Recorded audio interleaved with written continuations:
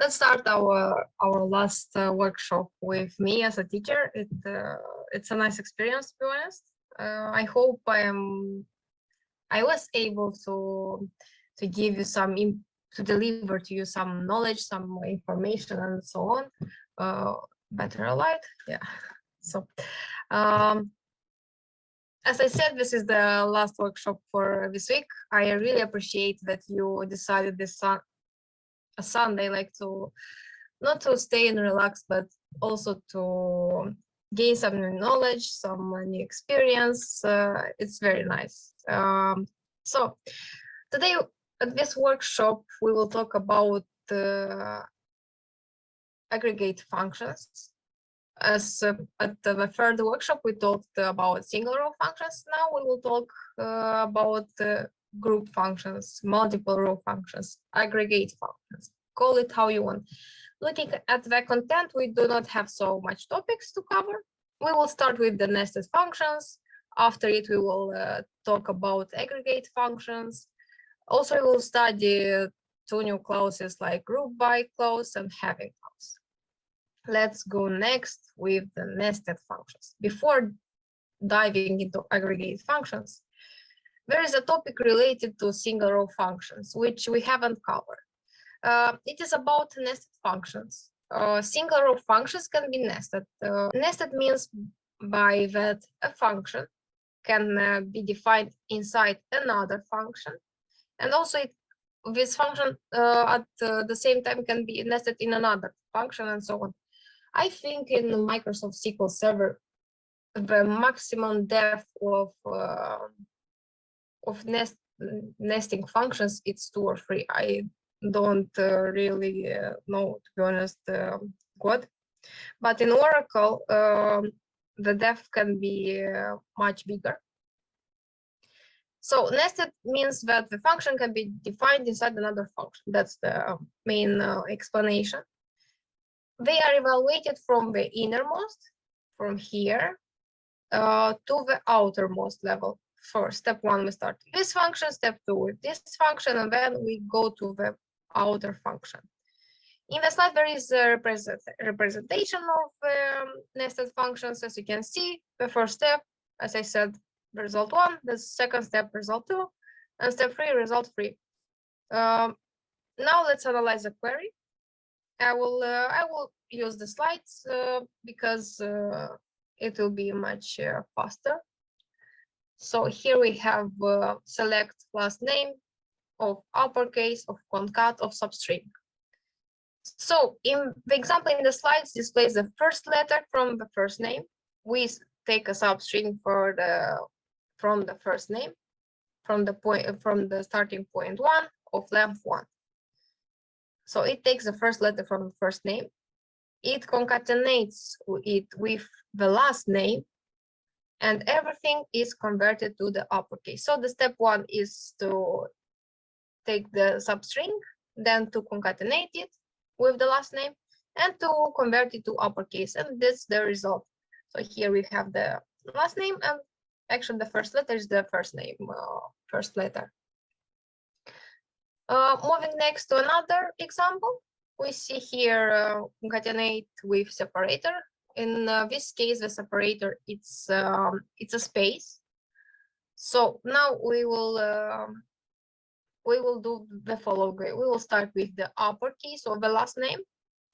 Then we will move to the next function. We will take the year from the higher date.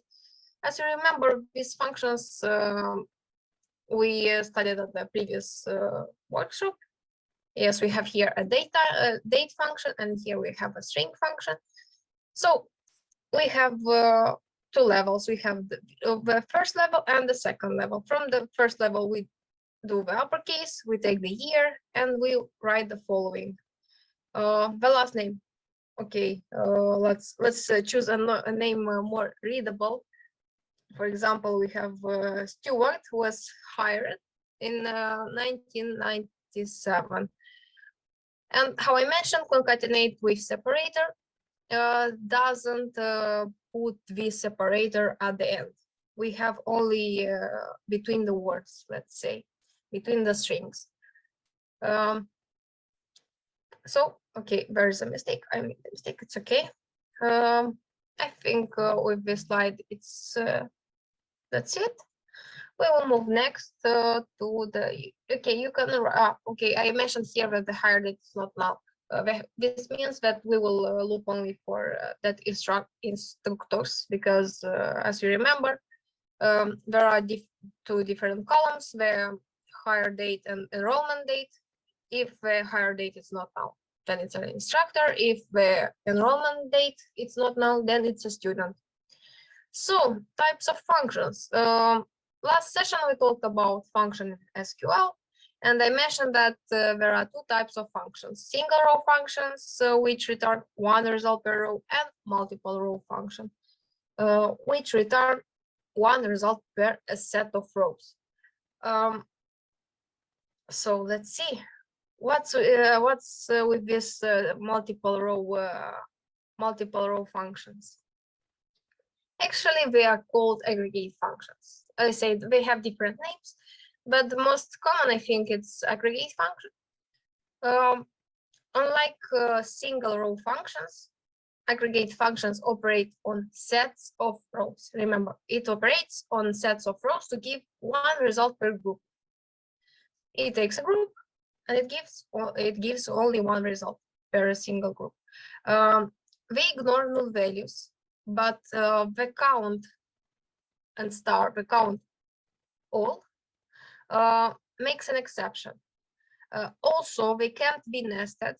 Remember, if they can be nested, those nested nesting levels, let's say, it's for date functions, number function, character functions, and so on. The aggregate functions are often used with group by clause and having clause. Something new for you. Yes, we will study these clauses today. But before diving into them, let's take some theoretical knowledge, which will help us to understand much better and much easier the information. So,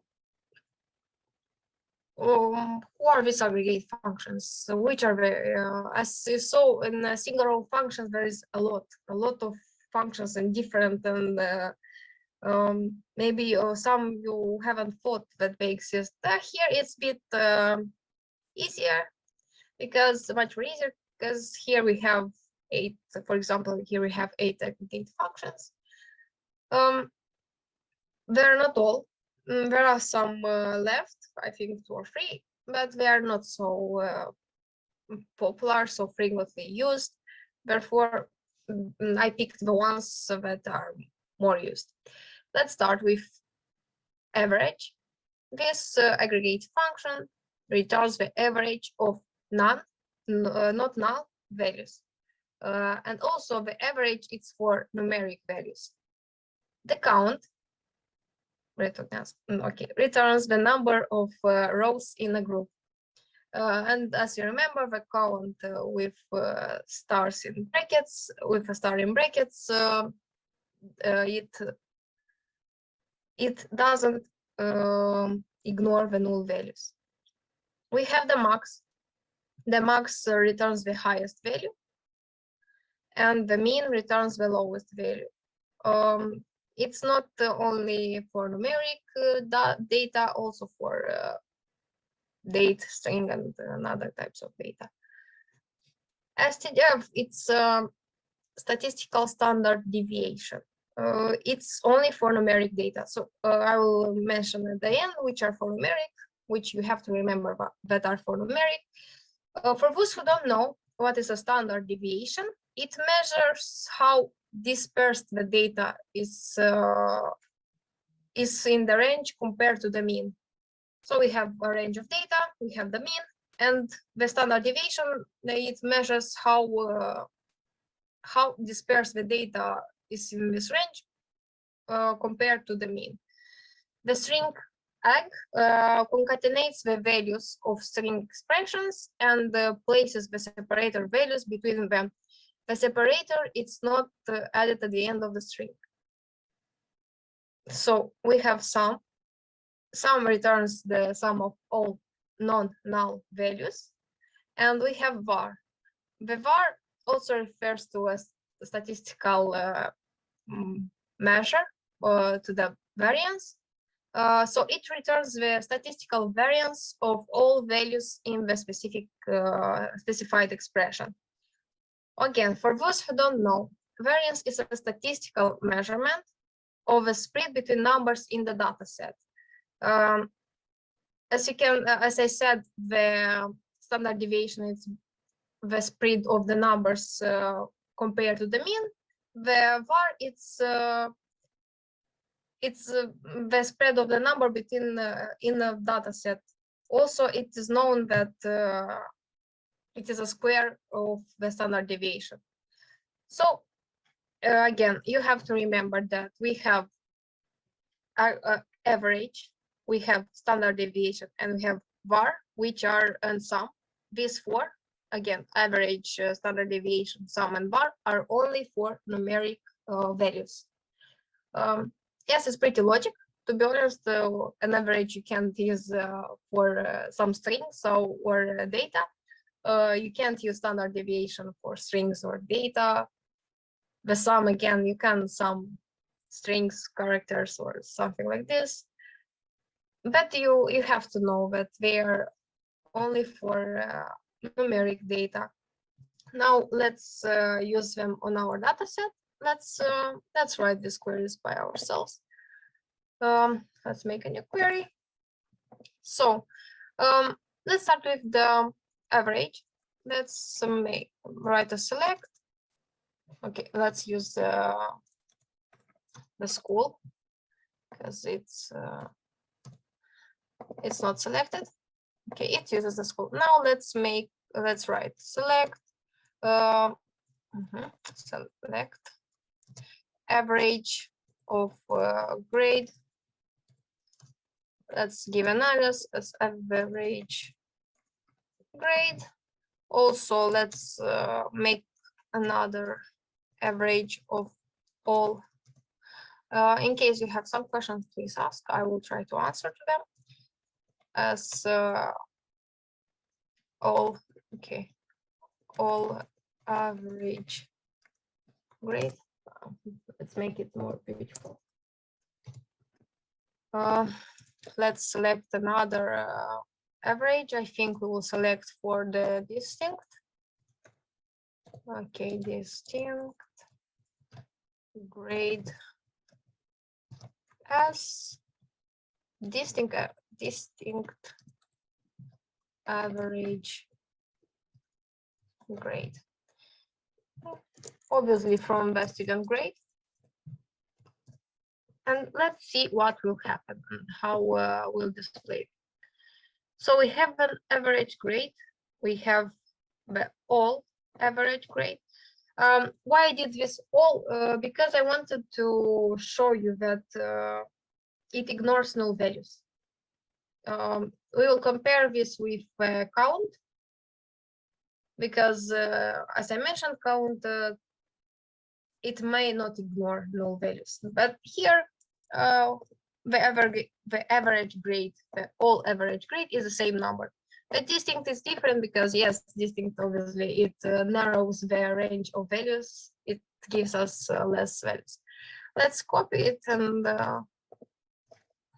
let's write now. Let's write a count. And here we will write the following count again. Count.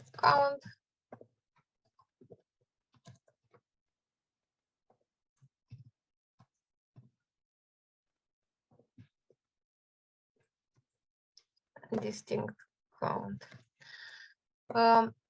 Let's run this. Okay, we have count grade. We count all the grades. Here I can write the following. I forgot that we can specify this. Actually, it will count all the, let's say, all the rows. So we have 360 values, not null values that I have to mention. We have 400 total number of values. This means that we have 40. We can write this. I think it will work. Oh no, it won't work. We have 40 null values in our student grade table, and we have distinct six grades. Now we can play with this count a bit more. Let's write a select. Okay, select count of all. As let's give a number of instructors from person, and we will select only those. We will select only the instructors, and we will write the following. We give the pattern. So we select. We want to count all.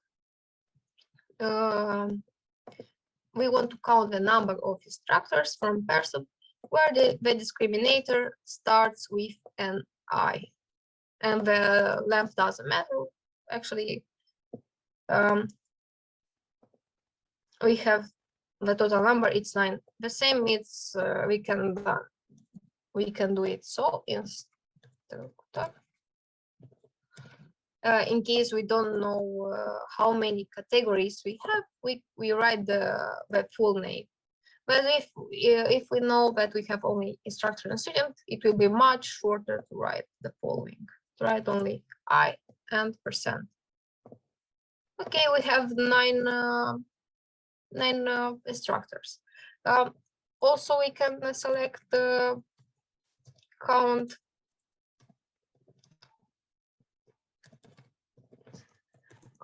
all from person.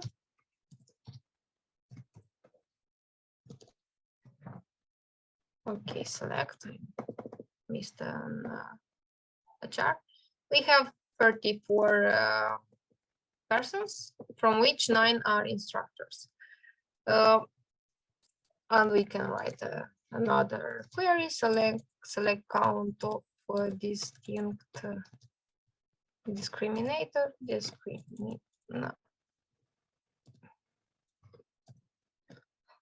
as number of distinct discriminator from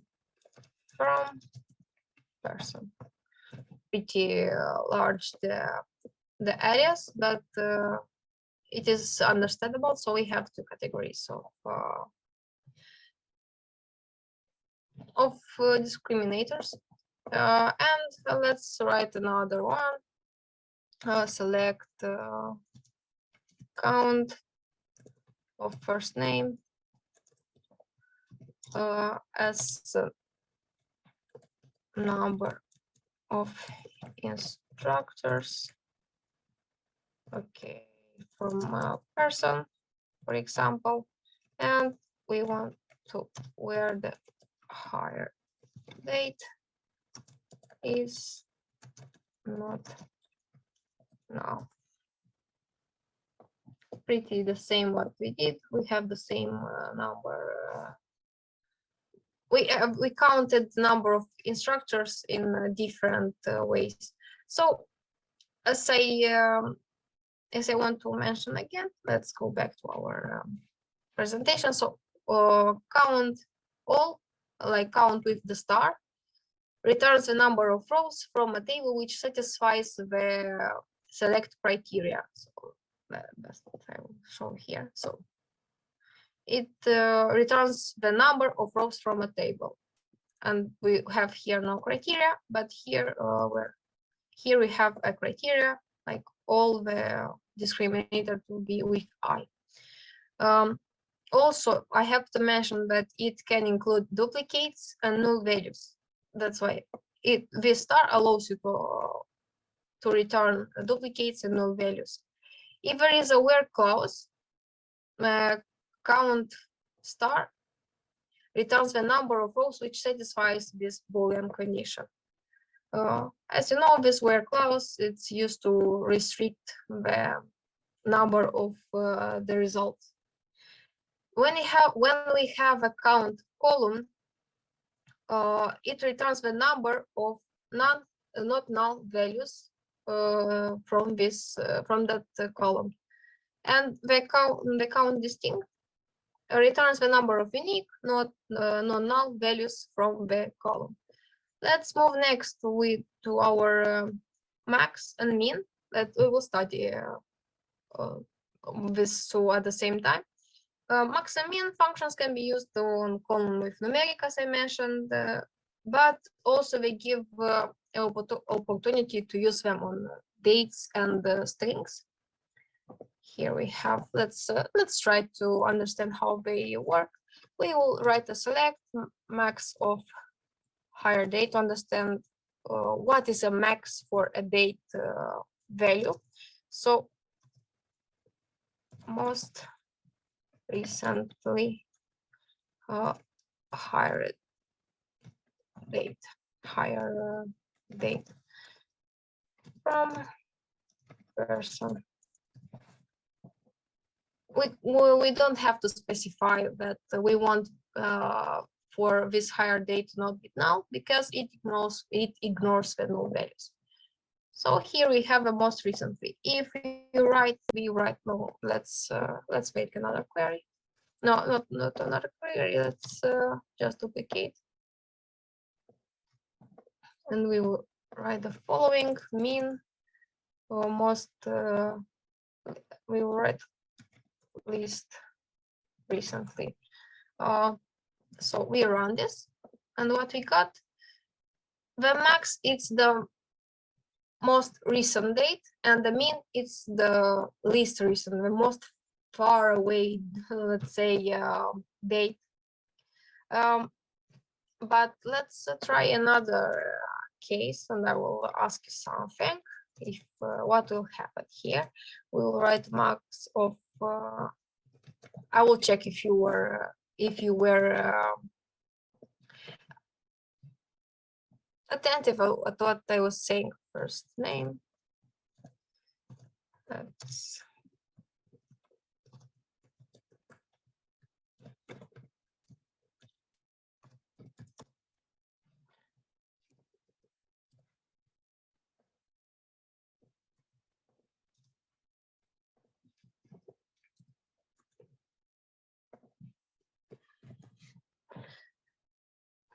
and one more.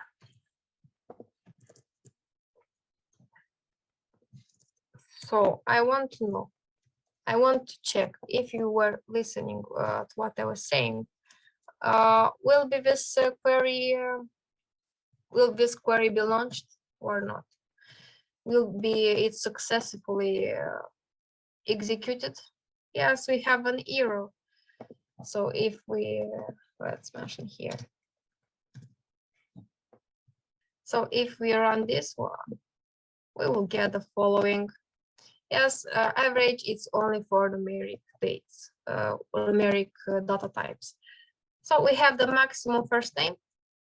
The maximum first name, it will display it will follow the first letter from the chart. If the first letter from the chart has its ASCII code, the biggest ASCII code, then it is the maximum.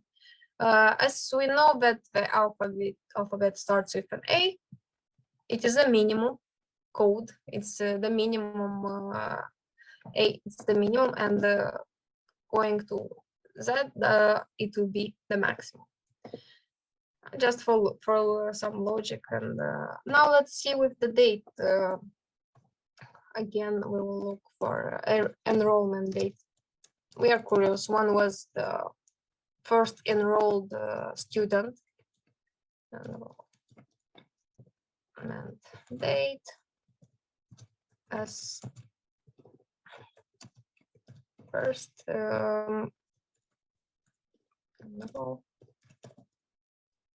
and date from person.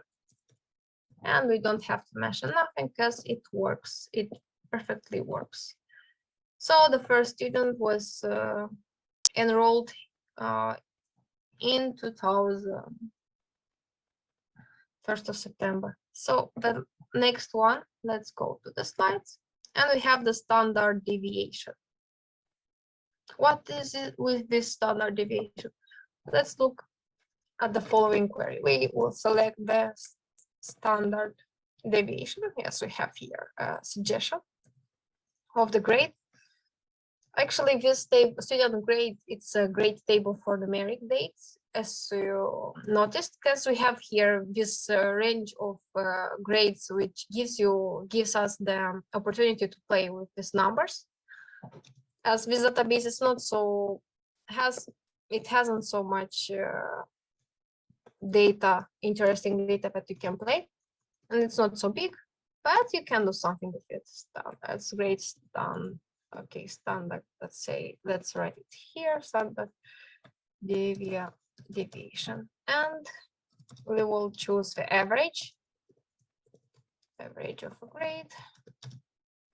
Okay, as average. And I think it's it from student grade.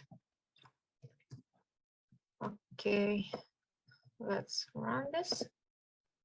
So as we can see here, we have the average grade. The average grade is 3.2.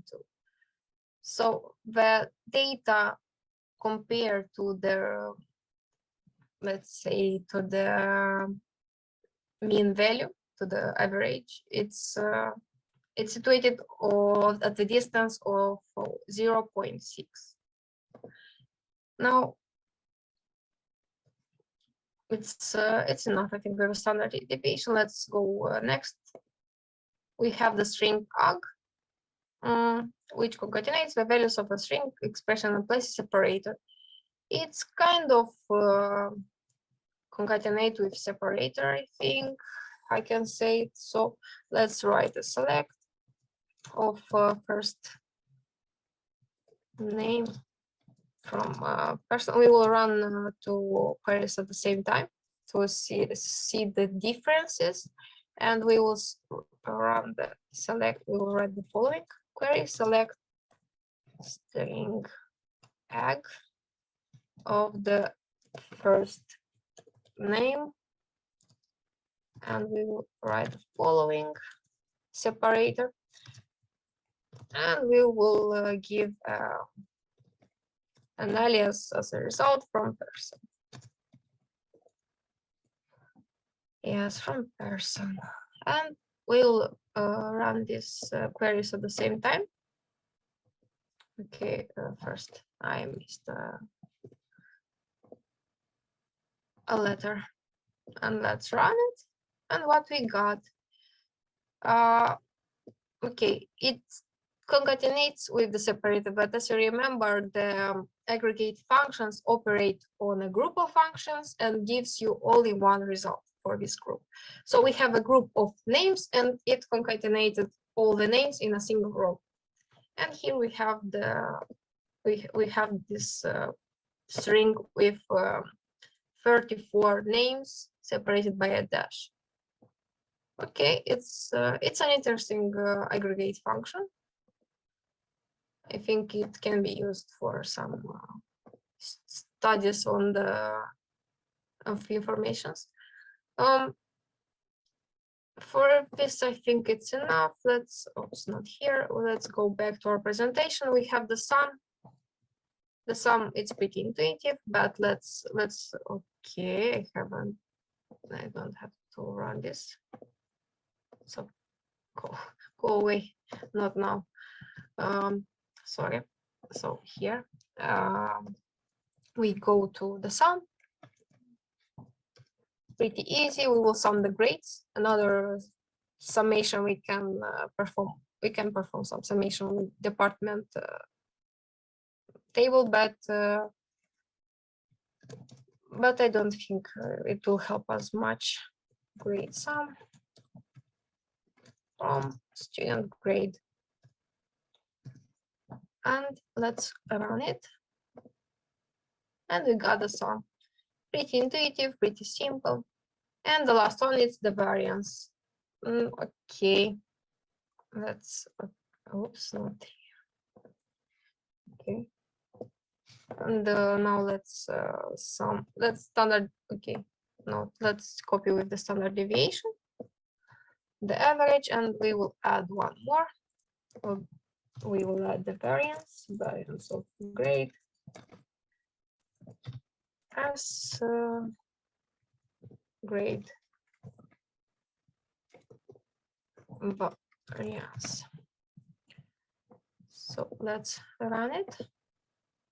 We got the standard deviation, we got the average grade, and we got the grade variance.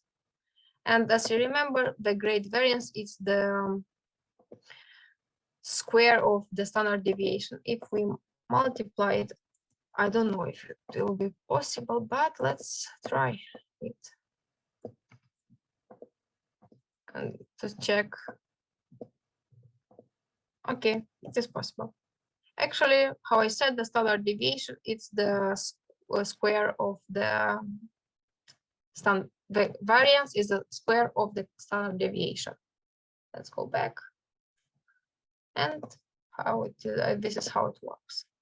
And by the way, I remembered something. Yesterday, someone asked me how to know what tables we have. Actually, we can do it with SP help, but I forgot you to show another simple method. You have here and the Object Explorer.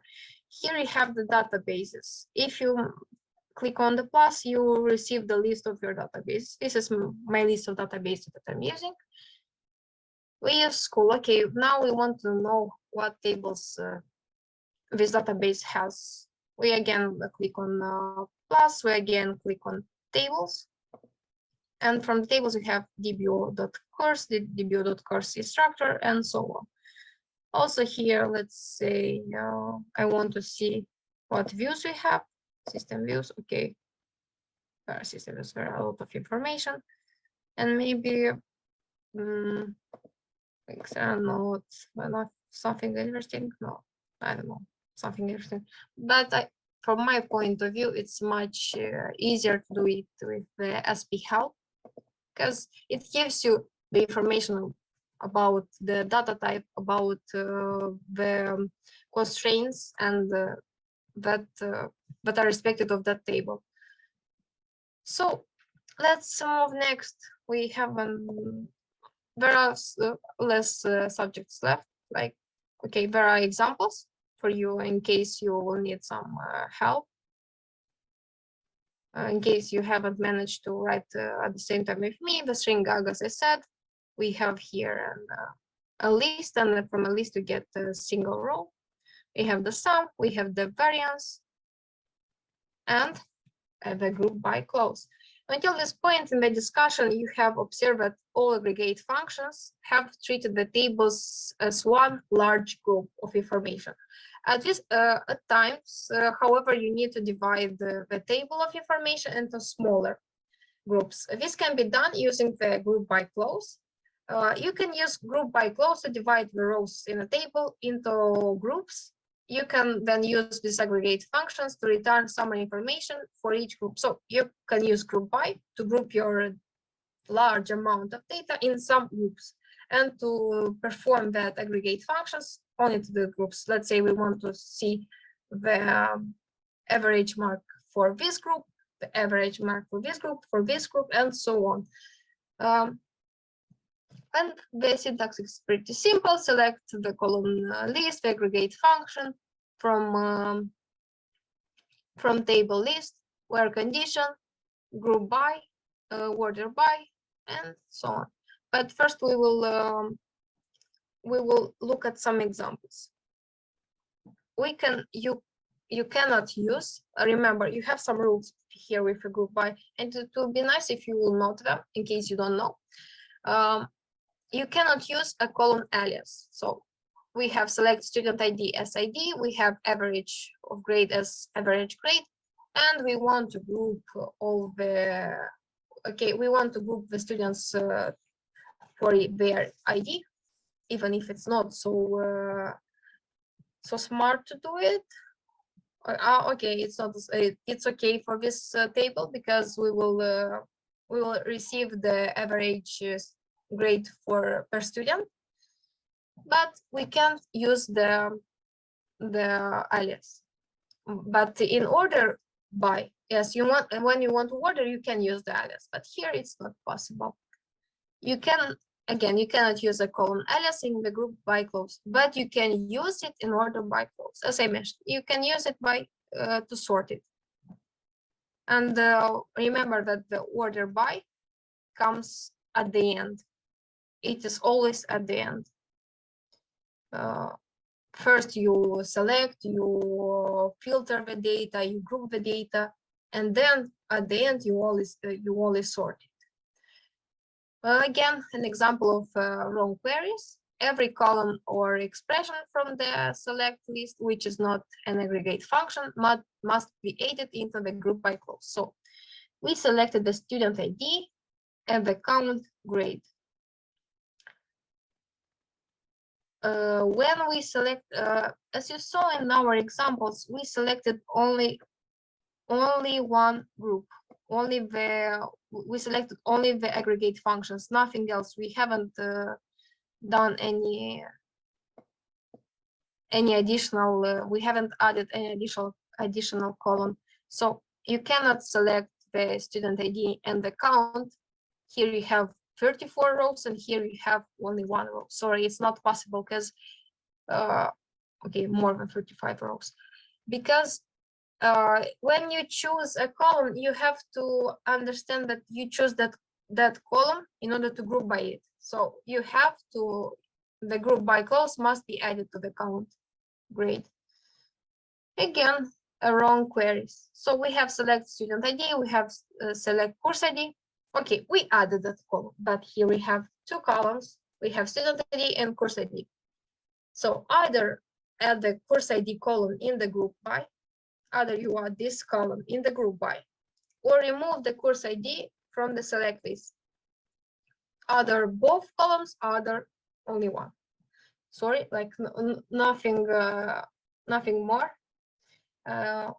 Another example. Okay, where let's say you want to show your groups and you want to filter your data, let's say, and obviously we filter the data with the where clause. With group by, it's not possible because for group by it's a special clause. For group by it's the having clause. So if we want to to retrieve the data where the average grade is greater than 3 for that groups, we will write, we won't write where, we will use the having. You cannot use aggregate functions in the where clause. So remember it. Let's pass again for some rules. You cannot use a column alias for group by. This is the first rule. The next one, every column or expression from the select list, which is not an aggregate function, must be added into the group by clause.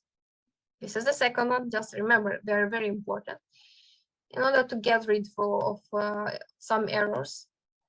And you cannot use the where clause to restrict the groups. You use having for it. And you cannot use aggregate functions in the where clause. So it's quite the same rule, but in different ways to understand. I really hope you will take care on this point. So here comes the having clause. The having clause is used in combination with the group by, as I said, to restrict the groups of returned rows to only those whose condition is true. The syntax is pretty simple. Again, let's see some example in a few minutes, but first let's examine this this huge select statement. As you remember, we started with the select from, and then select where, and then select with an order, and then select with a group by. So select, then we have from, then we have where the condition of we filter this select. Then we group this filtered data. Now we filter again these groups, and only at the end we order it. But let's okay, there are some examples in the slides too, but we will write them because there are some minutes left, and this is the last topic to cover. Actually, we managed to finish. I think we will manage to finish much faster than the time was supposed. Student ID, student ID. We have the average of the grade. Let's say as highest grade from student grade, and we will group by let's group it by student ID. Let's run this query, and then we will manage to do other changes. So what you can see here, for any student, we got a okay, an average mark, not an average, and high for we got the highest mark. No, not the highest mark. We got the I messed. We got the average grade. Sorry. Sorry, I'm really sorry. Okay, we have the student, we have the average student, average student, average. Here it can be possible that let's see what happened with the student for if I did 10, select grades, no grades, grade from student grade, where the student ID, it's equal to 10. What happened here? Let's see what happened here. Okay, it does. He has no grades, and I think the same is with the 12th student and with the 17th student. Okay, now we have this query, but we want to. There are a lot of data. Let's say we are someone from the school. I don't know, the head of the school, and we want to see which are the best students from this school.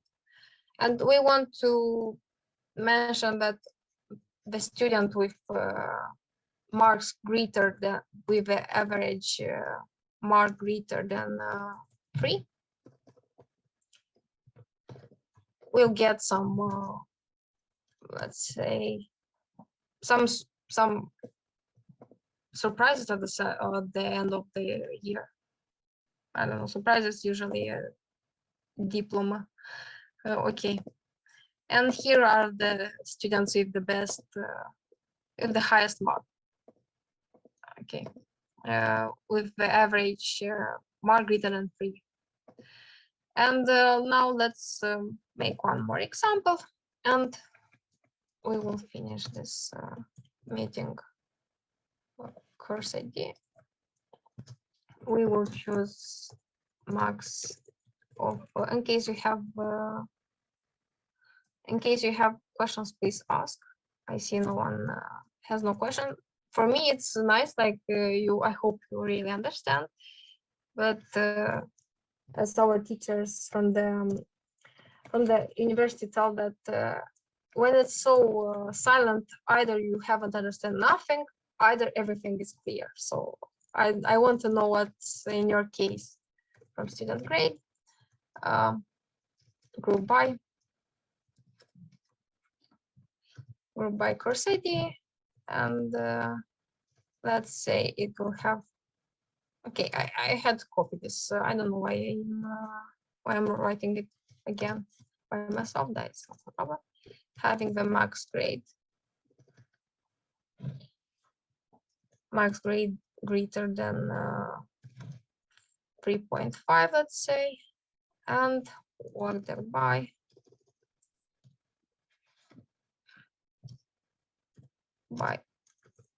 course ID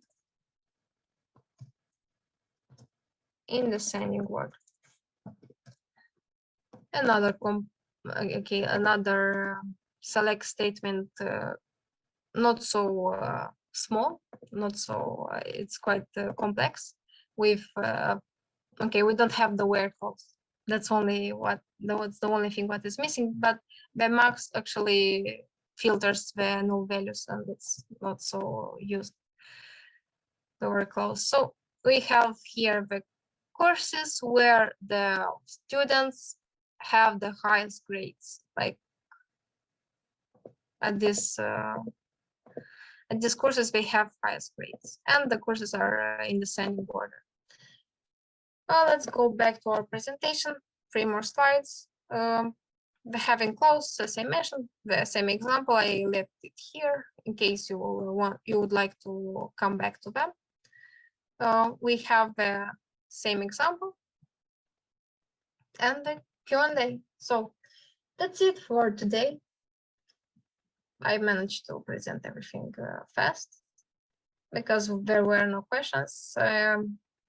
I hope you liked, I hope you enjoyed, I hope you got some new knowledge. That's it. It was a pleasure for me to be a teacher. To be honest, it's the third time when I'm teaching, and I really liked this time. I was teaching in English. It was a nice experience. I hope my English was clear for you, because I tried my best. So that's it, guys. If there are no questions, I think we can end here.